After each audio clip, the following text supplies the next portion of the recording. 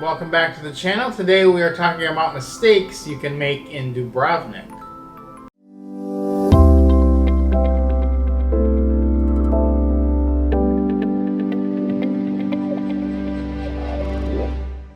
Okay, so today we're talking about mistakes in Dubrovnik, and the first one is traveling at the height of high season. And the crowds are going to be very big because there will be 3 or 4 cruise ships there each day, as well as tons of tourists from all over Europe. Yeah, definitely. It's already small enough in the old city and old town, and then you pack in thousands of people off of several cruise ships and all of the tourists coming in from other places, and it's a recipe for disaster, and really it's a recipe for not fun. Yeah, and everyone's going to be trying to get the same picture. Yep, and in the same spot. And no one's going to get it because so hot. Everyone's going to be in each other's way. So yeah, it's better to go. September and October are great months to go. There's very few people there. Stuff is still open. It's on the fringe of being open, but everything is still open. Yeah. But it's cheaper and less crowded and a good time to be there. Yeah, excellent. Next mistake is actually staying in Old Town. I mean, it seems like a good idea to stay there because you're like, hey, I'm close to all of the attractions, I'm close to all the restaurants, but those are also all of the problems, because if you think to yourself, you're staying, hey, I'm right above this restaurant, well, that restaurant is playing loud music until 1 in the morning when they close. So you're gonna have to listen to that. You're gonna have to listen to all the people thronging there in the morning, walking up and down and back and forth. You know, so it's gonna be a lot louder. Yeah, it seems convenient, but it's just not as good. It's gonna be a lot more expensive also. So there are places just outside Old Town that are much cheaper, quieter, some beautiful hotels, beautiful Airbnbs. Walking distance to the hotel. Walking distance. But you're not inside the walls, and you're going to save a little money and maybe have a little more peace.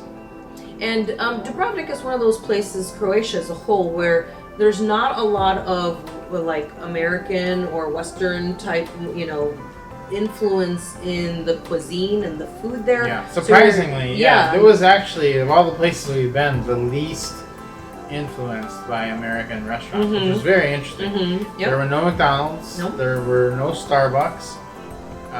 There were no KFCs or Subways, which you see those everywhere. There's not a place that we've been that didn't have those restaurants, but not in Dubrovnik. So you're going to have a chance to eat some local food, so make sure you get a chance to do that. Yeah, and one of the best places, definitely do not miss out on the local bakeries. All the good stuff. And it's not just sweets. They have the good salty stuff too. I mean, they have pizza and stuff like that at the local bakery. So make sure you stop in at those local bakeries. They have tons of great food there. And all of the restaurants they'll have like some Western things, to offer, but generally, just try the food. There's lots of different things to offer there. Pretty good stuff. The pizza is pretty good in Dubrovnik. But just don't go looking for American food and you'll be fine. All right, the next one is that you are so close to other countries that if you're there for an extended amount of time, we were there for a month, so we thought, hey, there's a couple great day trips from here, so don't miss the opportunity for day trips to nearby countries. We went to Bosnia and Herzegovina, and then we also did a trip to Montenegro as well, and that was a great experience on both of those, but one thing that's important is to make sure to research the tour company that you're using, that it's a reputable company. Make sure you look at the reviews and stuff like that. A lot of people want to rent a car and drive to those destinations. What do you think about that? Not a good idea, I don't think. It's it's just going to cost you more money, be more of a hassle. It is. The tours are great, they're cheap, and they're highly efficient. Yeah. Well, the problem with renting the car too is that not all car companies will let you cross the border with their rental car. And you can't just say, oh, this is my car. You have to have a special green card for your car at the border control. So you can't just cross. They have to have proof that you have permission to have this car in that country. If you don't, you're going to be turned away. So You know, it's like I said, you're going to pay extra anyways to try to get the green card for your car. And on the tour guy is going to handle the border crossing. Yep. And they do it every day. They know the border agents. It's not a problem. They walk up, hand the passports, hand them back, and you're on your way. So much easier on a tour. And unless you're going for several days and want to see a lot of different things, just use a tour. Definitely. So one of the things that a lot of people think about when they think about Dubrovnik and Croatia is the beaches, right? Gorgeous. I mean, you see the islands and you see the water and it's beautiful. But one thing that you keep in mind, a mistake people make is the idea of the beach and what it looks like, and they're not like what we expected, was it? Yeah, they're much more different, and you know they were good beaches to go enjoy, but they're not super sandy. So you're just gonna have to keep in mind that all beaches are different, and these are different than say a beach in the Caribbean. Exactly. So they're just very, very rocky. So just keep that in mind. It's not just, these big sandy long beaches. Like I said, every beach in the world is different, and these are different than what you might expect. So just keep that in mind. Another one that you could make is if you're gonna travel from Dubrovnik to the north part of the country by car and not by plane. Well, you would with plane too, but you'll need to have your passport with you. Because you are going to be going through Bosnia. Yep.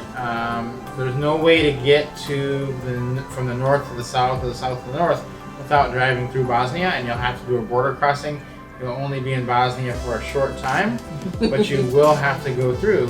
And so that's just something to be aware of. A lot of people think, oh, once I'm there, I can just drive around.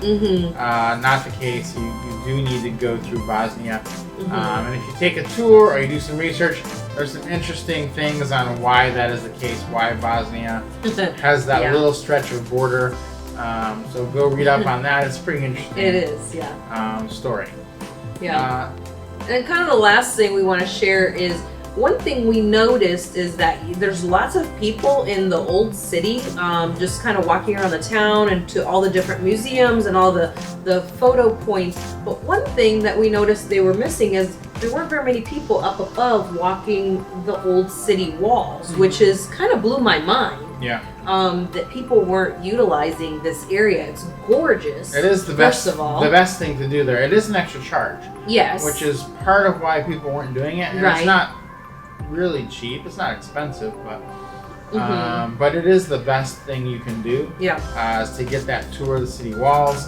Try to go at a time of day when there aren't any tour groups up there. Because they will block whole sections of the wall. So if you go later in the day, they've already left, or if you go early in the morning, they've left. But in the middle of the day, there's going to be a lot of well, that's like when all the cruise, ships, all the passengers are there. So they're clogging it all up. By about 4 o'clock, A, it's cooler, and B, most of them are heading back to the ship. So you've kind of got the walls to yourself, which is great. Yeah. Well, I hope you enjoyed this video and it helps you on your trip to Dubrovnik. If you liked it, give us a like, comment on the video, and make sure you subscribe to the channel, and we will see you on the next one.